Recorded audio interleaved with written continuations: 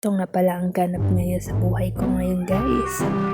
Ito at nagpapaypay ng inihaw na isda.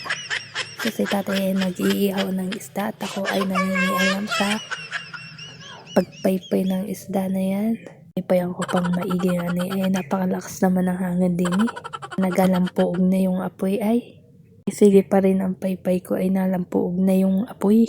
Kaya nga muntik na masunog yung inaluto namin ay sobrang sarap mag-ihaw din sa ilalim ng puno ng mangga at napakalakas ng hangin.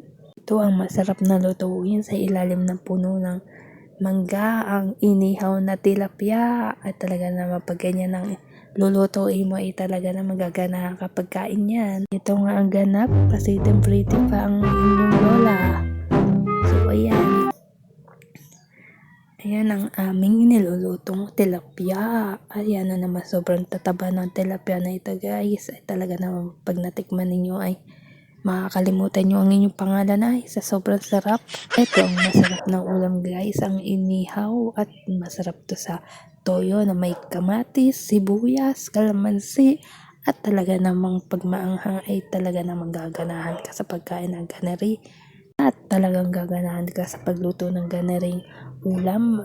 Pag sa ilalim ng puno ka talaga magluluto at tapos malakas ang simoy ng hangin ay talaga naman gagana ka talaga magluto ng ganaring inihaw ay. Kung ano pang inaantay nyo, magluto na rin kayo ng ganitong ulam at talaga namang gaganahan kayo pag ganyan ang ulam nyo. Ayan nga, guys, ang lakas ng hangin dito sa labas. O diba, ang lakas makasiting pretty habang inaantay maluto yung ating uulamin na isda.